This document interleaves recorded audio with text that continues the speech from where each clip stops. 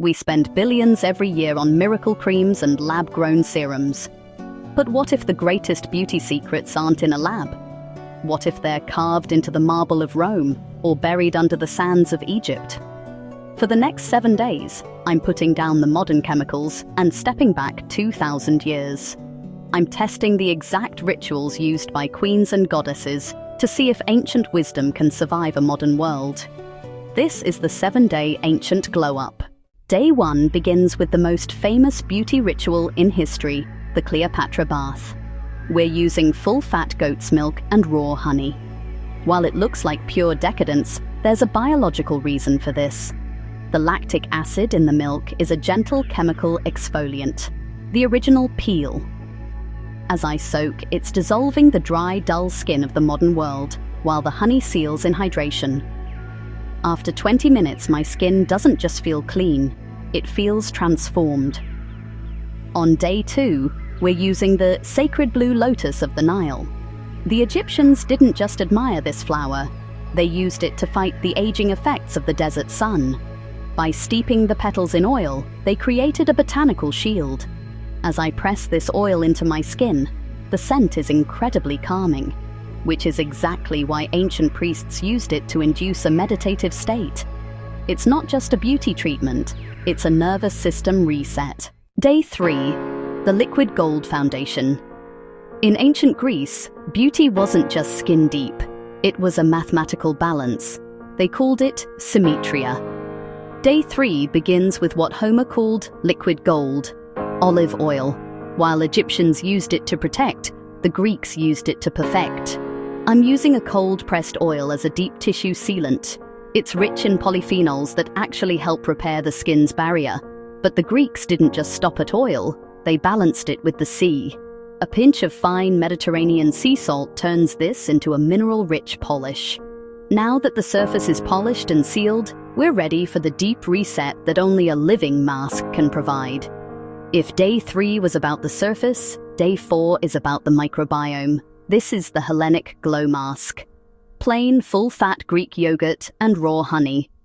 Today, we pay hundreds for probiotic skincare, but the Greeks were doing this at home 2,000 years ago.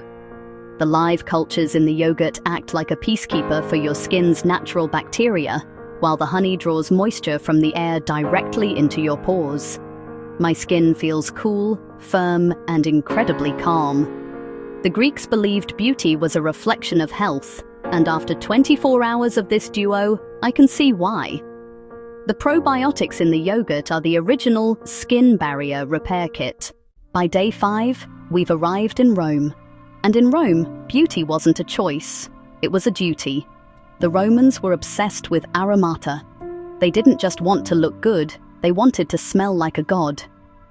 I'm recreating Susinon, a legendary Roman perfume oil. They believed that scents like rose and cinnamon could actually alter your mood and social standing. Unlike modern perfumes that use alcohol to blast the scent, these oils melt into your skin, creating a glow that lasts all day. It's heavy, it's floral, and it feels like pure status. To make the royal Susinon, I'm following a recipe that's nearly 2,000 years old. It starts by bruising hundreds of rose petals to release their essence into moringa oil. But the secret is the fixative. The Romans added cinnamon and myrrh to ground the floral notes, turning a simple flower into a scent that defined an empire. As I apply this, the warmth of my skin starts to bloom the aroma. It's deep, spicy, and completely unlike any modern perfume. While the scent is for the soul, the oil itself is calming the redness in my skin after yesterday's Greek salt scrub. In the Roman balneae, soap didn't exist. Instead, they used a process of oil and friction. I'm coating my skin in moringa oil to lift the impurities, then applying a polish of fine Mediterranean sand. By scraping it away with this linen cloth, I'm doing what the Romans did with a bronze strigil, revealing a completely new layer of skin that's been hidden under a week of rituals.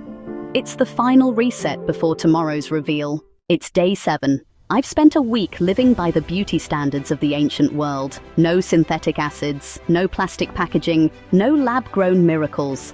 My skin has been through a lot. It's been dissolved by lactic acid, fed by probiotics, polished by Mediterranean sand, and perfumed by the scents of an empire. The result? Honestly, I'm shocked. My skin doesn't just look better, it feels resilient. The ancient glow-up isn't a myth. What I've learned is that the ancients weren't just guessing, they were the original biohackers. They understood that the earth provides everything the skin needs to heal and thrive. Cleopatra, the Greeks, the Romans, they didn't use these rituals just to look pretty. They used them to connect with the world around them. We've spent centuries trying to innovate beauty, but maybe the real innovation is just remembering. Which ancient ritual surprised you the most? Tell me in the comments, and I'll help you find a modern botanical substitute for your skin type. If you want to try the 7-day challenge yourself, I've put all 7 ancient recipes in the description. Stay curious and stay natural.